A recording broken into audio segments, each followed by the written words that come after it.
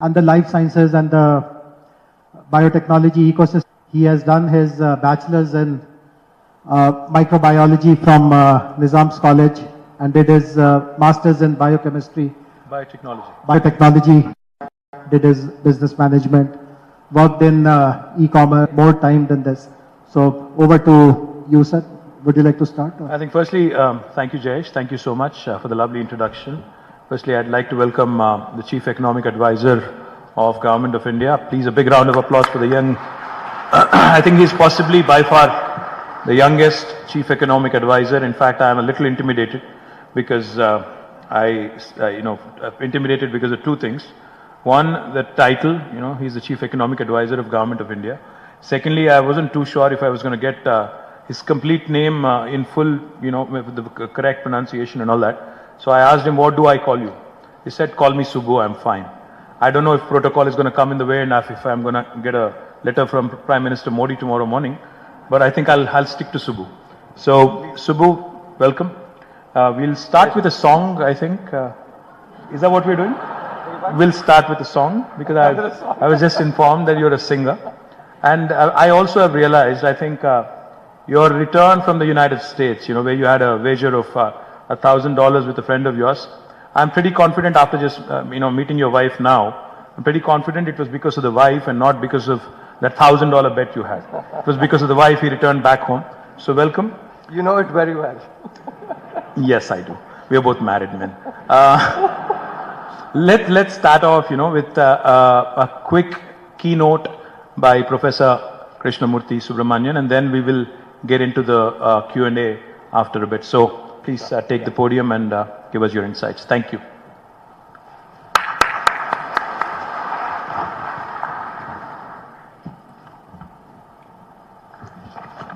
Good afternoon, everyone. And first of all, let me thank the organizers of this conference for inviting me. It's really very pleasing to be back in Hyderabad, as the Honorable Minister was sharing and Secretary Jayesh Ranjan was saying. I've spent now close to a decade here and I've loved the city, loved every part of being in Hyderabad, being at ISB. So it's really a homecoming for me and really enjoy, being here to sort of share my thoughts. Very briefly, I just want to set the stage for the way healthcare is.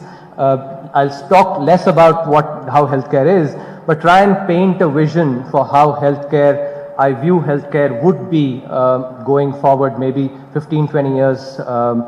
If we think about, in many areas, India has leapfrogged the developed nations, and hopefully the vision that I articulate can actually be the starter for this leapfrogging that can happen in healthcare as well. So if you can have does anybody have a clip? Okay, yeah. Okay, so very broadly, if you look at some of the key problems or concerns that we face right now, if you look at the healthcare system in the Indian economy, you have poor financial protection, high out-of-pocket expenditures, and by out-of-pocket expenditures, these are expenditures that individuals, invest on their own healthcare. That's one key problem that we face in the country. There's clearly a need for improvement on outcomes in terms of measures of quality of healthcare. If you look at the hospitalization rates and the outpatient rates as well, when we compare with some of the other economies, these rates tend to be very low, and that's something that we need to work on.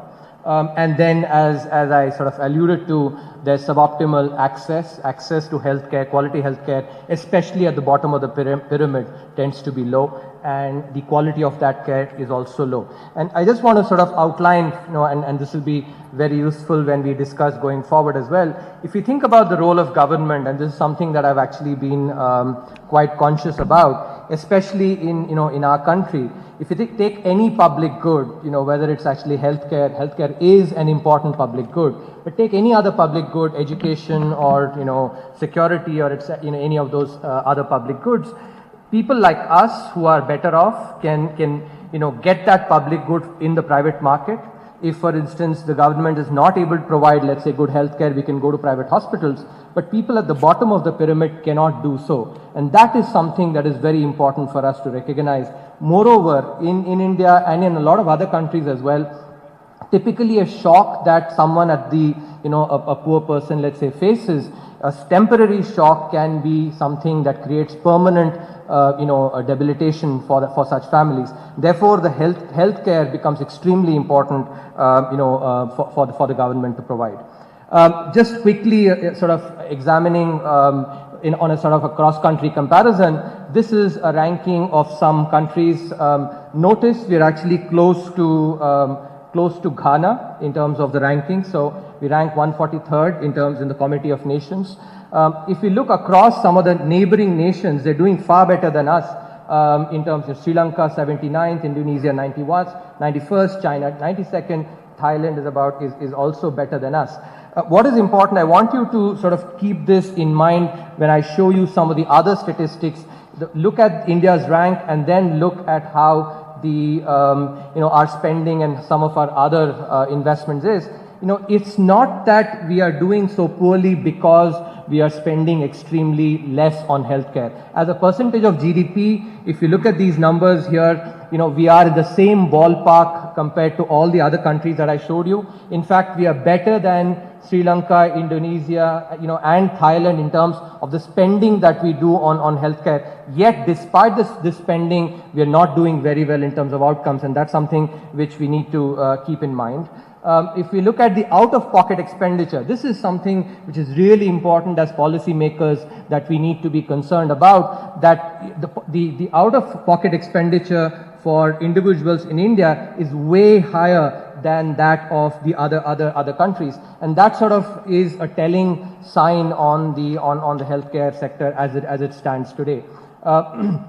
One other aspect, and I just want to sort of leave that for thought, which is if you look at the rankings and also correlate it with the level of government control, what you will notice is that the level of government control is low in India, and that seems to have some correlation with the way we are performing compared to the many of the other countries where the level of government control of healthcare is much higher. And this is important because unlike some of the other sectors, and I come from the University of Chicago, which is said to be a sort of a preacher of markets and the utility of markets, but what we have to recognize is that there are some reasons why healthcare may not be an industry where unregulated markets can necessarily be allowed to function. And that's because if you think about it, when you go to a doctor, you don't know as much about healthcare as the doctor knows.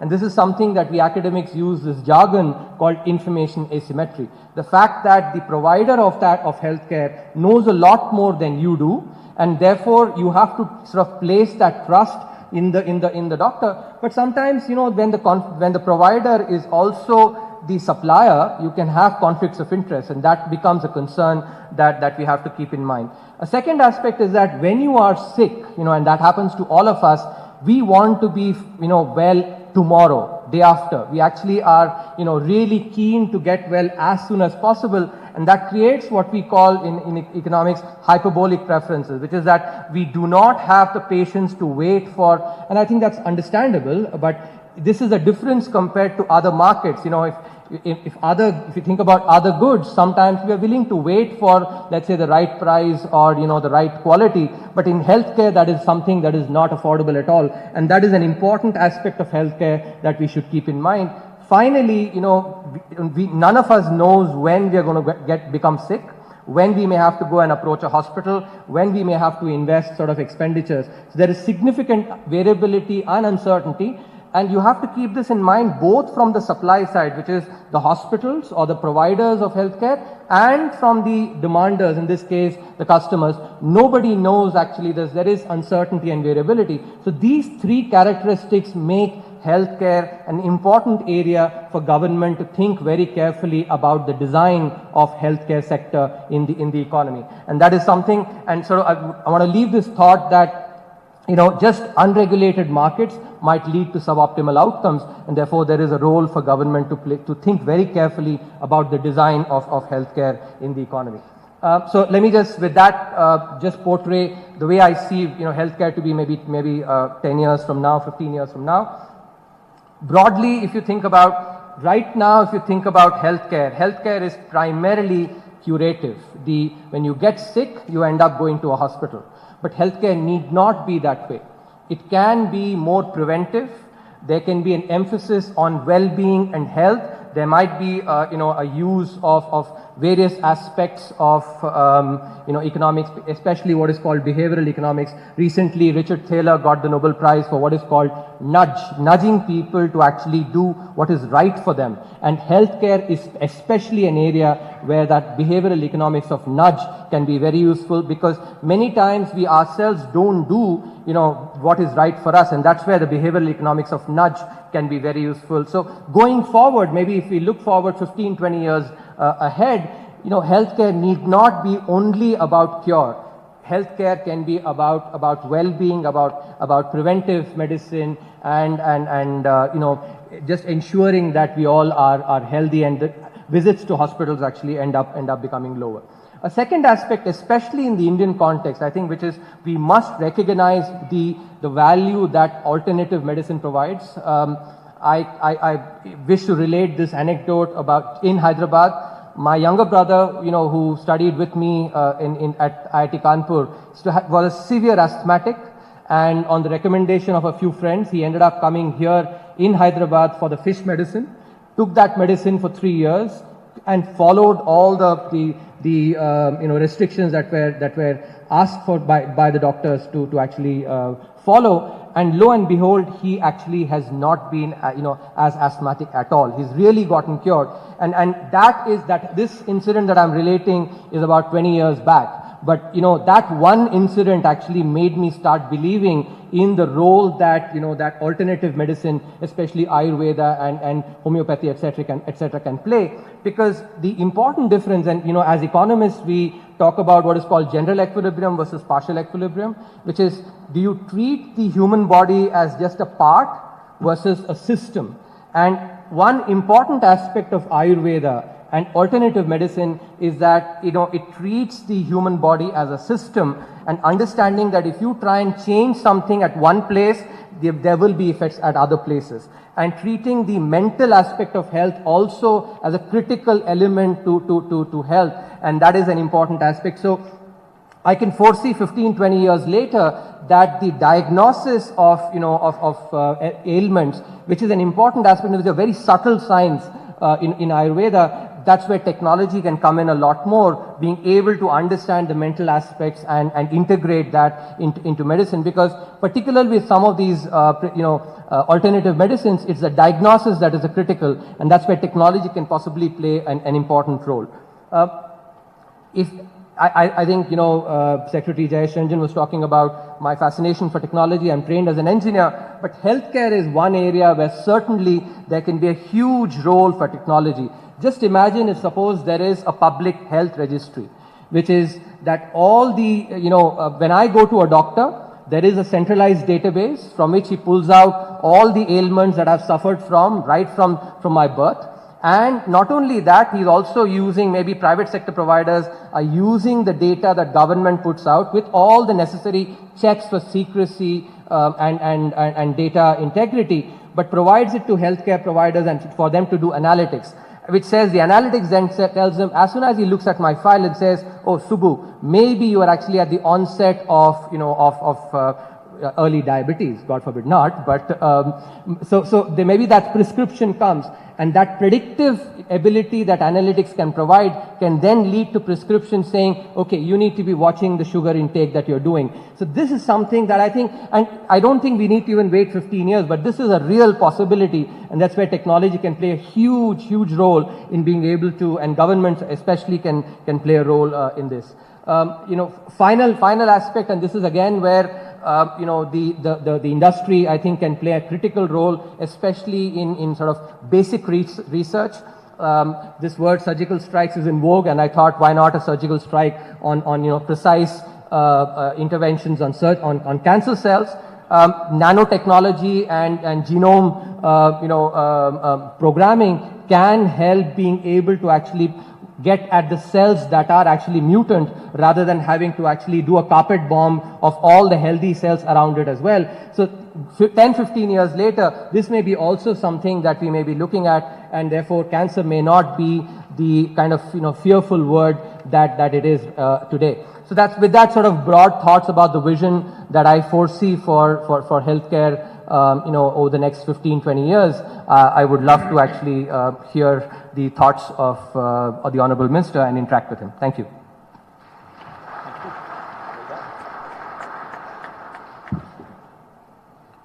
Well, thank you. Firstly, a clarification. I'm not a minister anymore. I think half the audience, especially my friends from the press, would be writing a lot of stories about the fact that the chief economic advisor has called me a minister. I don't know if he's got some news that I don't have. Thank you, Subha. Thank you. That was comprehensive. I think you covered all bases. I am pretty much left with not many questions, but nevertheless, I'll do my bit. I'll ask you a few questions as well. You mentioned something very interesting. You talked about how sometimes lack of regulation or minimal regulation sometimes leads to suboptimal outcomes. That was the line you used. That was a phrase you used. But in my opinion, again, I'm trying to pitch in for the industry here. I've heard on this very forum, on this very dais from the industry. I met with a lot of medtech companies from the United States and Europe. I met with a lot of pharmaceutical companies also from India and abroad. All of them have one bone to pick with you. When I say with you, I mean Government of India. So the question that they have is, too much regulation in a country like India sometimes stifles outcomes, sometimes stifles innovation. Now, how do you balance these two? Regulation, too much regulation versus minimal or lack of? I think that's an excellent question. We tend to not be very careful in terms of thinking about the right kind of intervention. As I was outlining, that healthcare, because of some of the difficulties and why the sector is different, may not be a sector where you could actually have laissez-faire. But that is not to say that every intervention is necessarily good. There are some kinds of interventions that may be better than others. What we also must do, I think especially is, and I think we, as a country, we need to be moving towards this, which is whenever we think about any intervention, we should be focusing especially on some of the unintended consequences, thinking about that very carefully, doing a careful cost-benefit analysis of that, and then, sort of go forward with the regulation. Just to give you without getting into specifics, the broad idea that I'm thinking about, this sector is something which is very technical, right? If you are thinking about, let's say, some quantity restrictions or price restrictions, let's say, those can be one way of, but there will certainly be effects of that in access to some people versus others.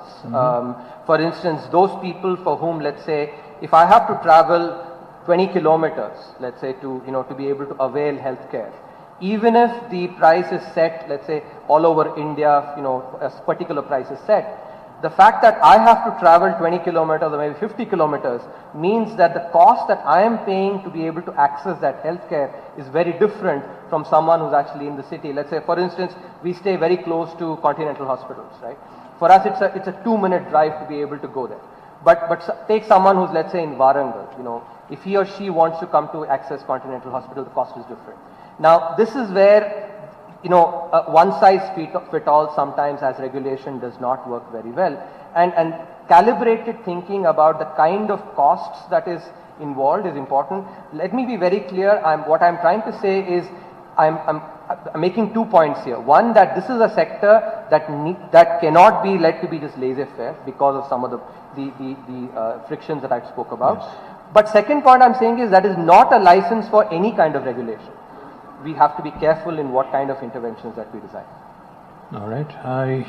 Just to extrapolate a bit on that same point, see, the industry, when it comes to drug discovery, when it comes to coming out with new drugs, spends billions of dollars, billions and billions of dollars, and more often than not, they are not sure of the outcomes also, when you end up spending billions of dollars and when you're not sure about the outcome. Yes. And then when there is price control on drugs, when there is price control on medical devices and medical technologies, that tends to scare them a bit, especially when somebody is looking to manufacture in India, especially when somebody is looking to enter India, especially when somebody is wanting to do more in India. Dr. Reddy's, Chairman Satish Reddy is sitting right here. Let me acknowledge his presence as well. And let me also add in what he was telling me the last time we met. Indian life sciences industry has been going through a bit of a rough ride over the last, especially last, less than a decade. The growth has dipped. They have now dropped down to single-digit numbers. And if they have to invest, not just Dr. Reddy's, but any pharma company, any biotech company today, if they have to invest billions of dollars into new drug discovery or new molecule discovery, they are worried about the fact that price control on drugs might come in the way of them investing big time. So this fine balance that you talked about, this calibration that you talked about, when I visit ministers in Government of India, when I meet the officials in Government of India, they're all gung-ho about Make in India. But they don't really seem to understand the practical concerns of the industry when it comes to execution on the ground. Now, as somebody who's now newly inducted into advising the government, would you then make an effort to actually be also a positive advocate for the change that industry has been wanting from Hyderabad especially? Sure. So I think, what you've highlighted is an extremely important point. Some of my early research happened to be in innovation and entrepreneurship, and therefore I certainly recognize the fact that there is huge uncertainty. And that is why, for instance, if you think about it, and academically we talk about how perfect competition does not lead to optimal level of innovation. Why? Because if you expect that, so for instance, we think about in a perfectly competitive market, any provider will only get sort of the price is equal to marginal cost. That's not enough incentive for the company to be able to invest a huge dollars in their, and because that investment is actually risky, the likelihood of getting, discovering a new molecule, going through the clinical trials, there's huge uncertainty. Which is why, generally, if you think about the industry structure itself, monopoly does not work very well because it breeds complacency. But oligopoly oftentimes, and sort of the research shows, leads to the most amount of innovation. So that there is any industry that actually where they invest the money to be able to do the R&D, there is enough returns for them to be able to, and that is something which is extremely important to keep in mind. But let me also give you the other angle, which is again, because I've sort of worked on this and I've looked at some of the data very carefully without again going into specifics. When I've looked at some of and here I'm not talking necessarily about India, but other countries as well. Even when you look at prices of drugs, which are outside the patent, they basically have run through the patent period. In many instances, I've looked at that data. The prices can be about 12, 15 times the point of first sale, price of point of first sale, which then sort of makes you ask the question as well. That is this something which is actually, if the market were functioning perfectly, will you get that outcome is the question that you ask. Because definitely the reason patent regimes are provided, patenting actually, IPR regimes are there is precisely to incentivize the supplier to innovate. But once that 17, 20-year period of patents is run through, that's when generics are allowed so that you actually have competition and access to that drug comes in. But if suppose you do not have, let's say, adequate competition, then you may get this outcome where the prices are 15, 16 times. We're talking about margins that actually are very large. So that's where, as a social planner, you start asking the other side of the question as well. And that's the balance that I'm talking about, that both sides actually, policy making is about trying to actually juggle many different stakeholders, the interests of many different stakeholders. And in healthcare, access is something that is very important as well. I'm not talking about, changing anything during the patenting. That incentive for innovation has to be there. But beyond that, when you actually have drugs that actually that need to be accessed by a large section, I'm just posing the question, we may have to think about other stakeholders as well. Understood. Since you talked about healthcare access and quality, healthcare access and quality, there is a global index, HAQ, which rates countries, across these two factors and gives out ratings. 1990, about, almost 3 decades ago now, India was ranked 153. 2018, India is ranked 143. So we just moved up 10 places. Assume for a minute, hypothetically speaking, you're not the chief economic advisor of India, but the Prime Minister of India, for a minute. I believe the place is also going to be vacant soon, just in case. Elections around the corner, don't read too much into it. All I'm saying is, if you are the Prime Minister of India, and if you had to do 3 things to make India jump not from 153 to 143 over a period of 30 years, because we all in this room would love to believe and like to believe that India has really made rapid strides of progress. We have done very well on many, many fronts, but healthcare, affordability, accessibility, availability of drugs, quality of medicine, quality of human life, living standards of the people in India. If you look at the numbers globally, it appears that we have not done that well, to pat ourselves on the back. So, what are the top 3 or 5 things that you would like to do, So, let me sort of stick to my role and So you're not going to be the Prime Minister even hypothetically?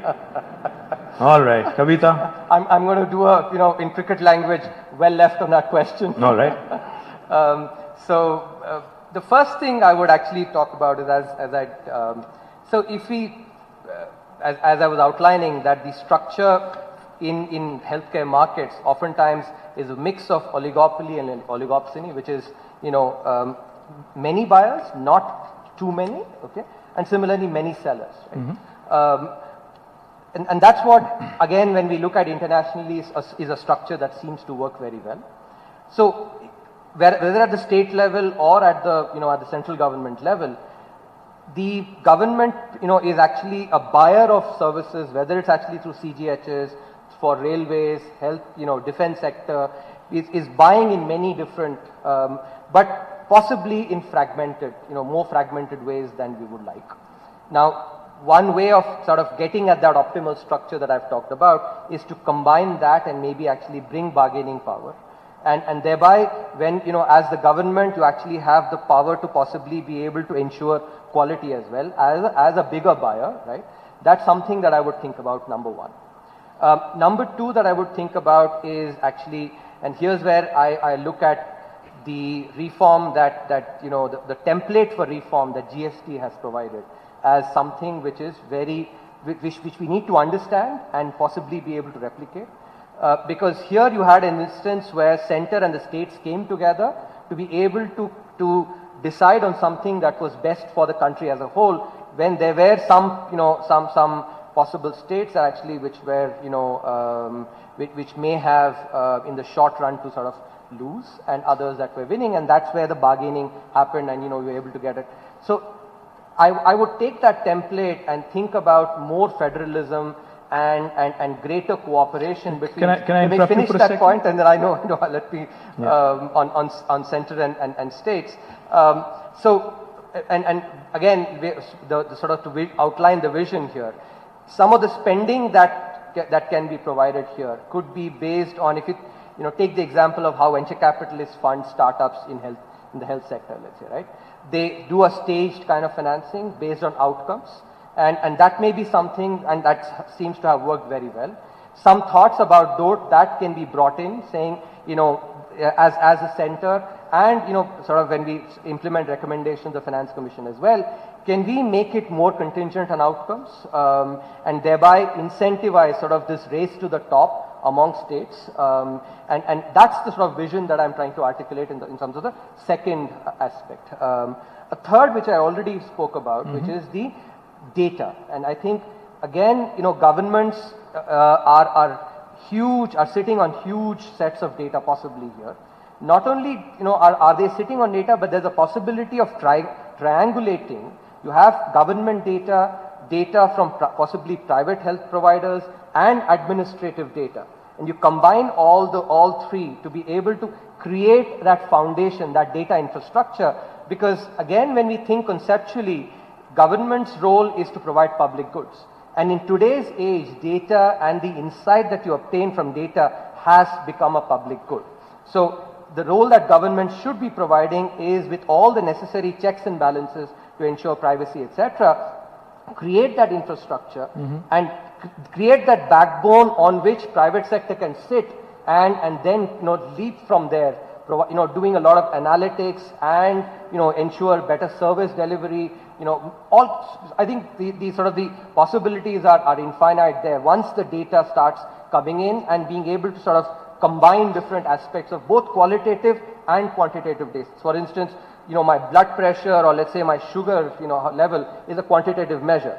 But the way, let's say, I react to, to stress, or maybe the way I actually, how disciplined I am, let's say, is a qualitative aspect. The combination of those things actually can really provide you a much better holistic perspective on health. So these are sort of three broad things that I would talk about, in ways in which to take this sort of initiative forward. I think I agree with you on point 1 and point 3. I have a bone to pick with you on point 2. You tangentially touched upon, this aspect of cooperative federalism and how the federal government and the state governments need to work together on alleviating, the healthcare access, quality, etc., etc.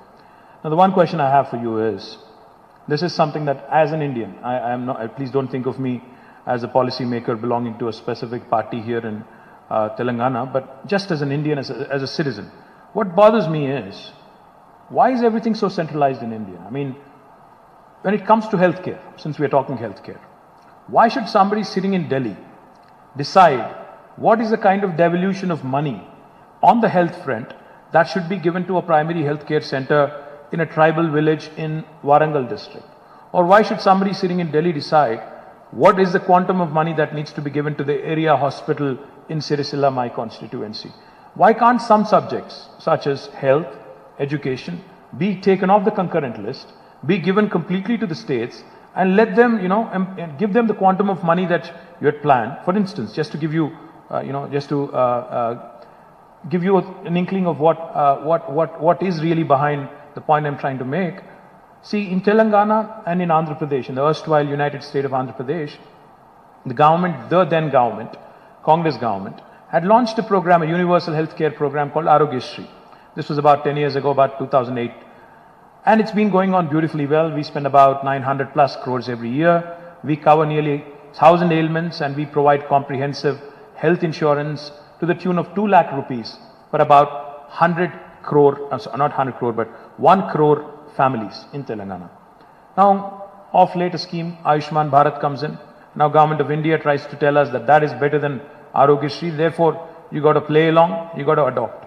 My question to you is, aren't there areas where we can take, our job more seriously? Can Government of India not just concentrate? I know I'm dragging you into politics a bit. Can Government of India not take care of defense, external affairs, foreign policy, trade, commerce? There's enough to do. Why can't they leave healthcare and education why can't they push it into the state's domain, give a kitty of money and say, dovetail it to the existing program, or come out with something novel, depending on your state's, equation and situation? Do you not agree with it philosophically, or do you still see that, the Team India thing that Prime Minister Modi talks about is still relevant in today's context? So that, I think, I know you're new to the job, by the way. That's an excellent question, and which makes me actually, as someone who actually likes thinking about these aspects, I would want to be even more ambitious in my thinking, and then say, why should states decide, how districts should be spending their money? Absolutely, local governments, municipalities, Zilla Parishads, Mandal Parishads, why not? More the merrier, why not? So we should definitely be, proceeding further. He's become a politician already, by the way. So we should be proceeding further along the lines of federalism. And I think I'm already seeing signs of that. I am an optimist, but this is not just based on optimism. Actually, looking at on Montreal, if you look at, for instance, the implementations of the 14th Finance Commission, right? The devolution of funds to states has actually increased from 32% to 42%.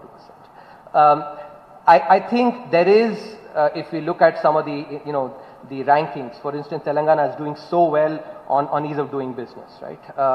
Now, these are examples of states trying to compete, to sort of towards the top, right? A race to the top, not necessarily a race to the bottom. There are signs of actually of healthy competition among states, which is being furthered, and I referred to GST already, which basically is a good step towards federalism.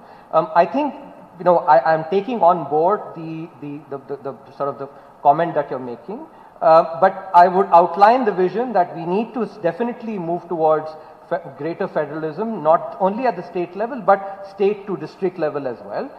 And that's a task that actually all governments, I think, should definitely be thinking very carefully about. Understood. And one thing I would also touch upon from what you just mentioned. You talked about how in India we are focused more on curative, not really on preventive.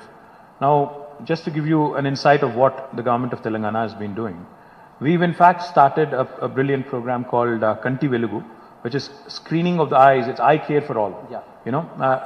We've started screening of the eyes of every single citizen. We've already covered nearly 1.7 crore people on our way to completely comprehensively cover every single citizen in the state of Telangana. Then we are following it up with complete ENT checkup. Then it would be followed again by the dental checkup, which would again be followed by complete pathological tests, blood groups and all kinds of blood tests and everything else that needs to be done. And then our Chief Minister's dream is to build health profile of each citizen, thereby building the health profile of the state, and eventually digitizing everything, creating electronic health records of each and every single citizen of the state, thereby possibly becoming the first state in India to leverage technology so well, and also ensuring that we save a few lives in case there is an accident or there is a disaster somewhere. If people are rushed into an ER, it would definitely save a few lives if you're just able to bring up somebody's blood group, somebody's name, somebody's precondition, allergies, etc., by way of a fingerprint or iris, and that should save lots of lives. So just to give you a glimpse of why healthcare should be in the state's domain, because we have a larger control over state's machinery, I would strongly urge and strongly believe, since you are now advising Government of India, my appeal to you is, since you focused also on curative versus preventive and how preventive also should be put up right there as a priority, my advice, best practices of different states. I'm sure there are many states in India which are doing other things which are equally good, which are equally good and which are equally, worth emulation. So therefore, my request to you, unfortunately, we don't come together as often as a country, as often as states, to share best practices, to learn from each other. We're all operating in silos. My appeal, my request to you is, firstly, bring us together more often, advise Government of India to bring us more often together, share best practices, and also talk about how digitizing, leveraging technology, how it is going to help India as a country and Indians at large. No, I think that's an excellent suggestion, and already, for instance, Secretary Jayesh Ranjan was talking about how yesterday I spent a good amount of time with all the senior officers, understanding some of the good work that is happening. I think as a country, we should be trying to learn from our successes, irrespective of where that success happens. Because there is a lot of work to be done, and therefore we cannot be cherry picking where to pick the winners. Wherever there are winners, we should be picking and implementing, and that's part of that effort that my office is trying to actually do, which is to understand things that are working well, not only in Telangana but other states as well. That's an initiative that I will definitely hope carry forward. Thank you. So one last question, unless we have any questions from the audience. One last question I have, and that's a very straightforward question. You talked about how technology can help in, how technology can be leveraged in bringing about affordable healthcare to India. Now, we are sitting in one of the most interesting technology capitals in India, Hyderabad. You've lived here for 10 years. You know the city very well, and you know how, the city's capabilities. We have a beautiful, ecosystem when it comes to life sciences. 1/3 of world vaccines are produced here. 1/3 of India's pharmaceuticals are produced here. Information technology, we are number 2 only to Bangalore. We are doing tremendous work on innovation, not too far away from the ISB campus. You know the story. So my question to you is, now I even had a meeting and I've even been to their facility. Novartis has a large office here. They're talking about digital drug discovery. They're talking about digital drug design. They're talking about how the interface, the interjunction of information technology and biology, life sciences, can actually herald, usher in affordable healthcare to the world at large. Since you're sitting in Hyderabad, since we're having this chat in Hyderabad, you know, one of the leaders in life sciences and information technology, how can we, you know, enable, how can we, get in more support from the private sector? How can we make it more attractive for, how can we make more attractive policies from Government of India's side, Government of Telangana's side, to make sure that we get more and more global players come in and leverage this wonderful interface that we've developed between the digital convergence between information technology and life sciences? So again, that's, I think, an excellent question. Broadly, if we look at how innovation happens a lot through clusters. Hyderabad, as you already talked about, is one such cluster. Now, as an academic, I would urge that, and I think in India we have not focused as much on basic research.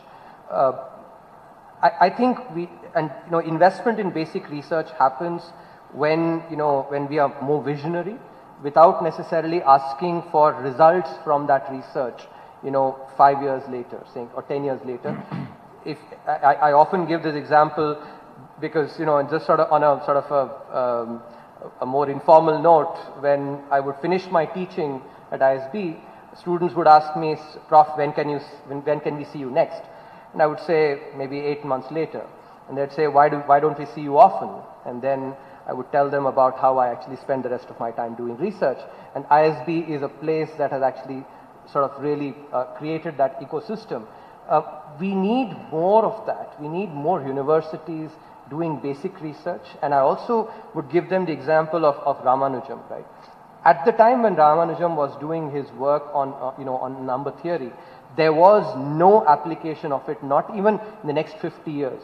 But today, if we look at, a lot of the algorithms that we see actually apply that number theory.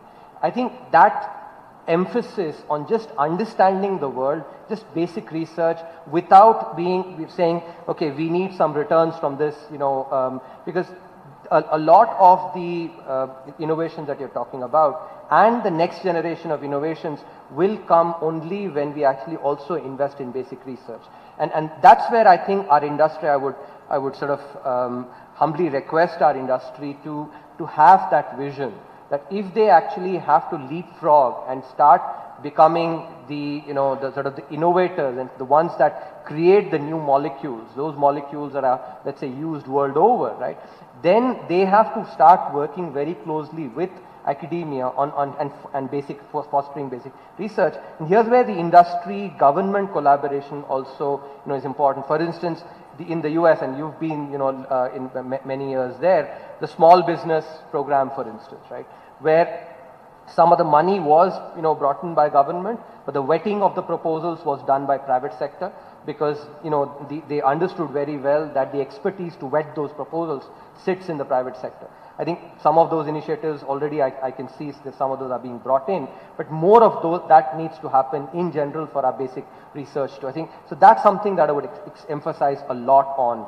In general, industry and government investing in basic research across the board, and I'm talking about not only healthcare but other areas as well. If we really have to if the next, let's say, 30, 40, 50 years has to belong to India, then it cannot happen without large amount of investment in basic research and taking that forward. That is something which, and that also means actually wherever there is, for instance, some of the philanthropic money has to go into research. Yes, there is immediate returns from building a toilet, or let's say building other giving food, but this is something that is long run. That is also something that we need to invest in general.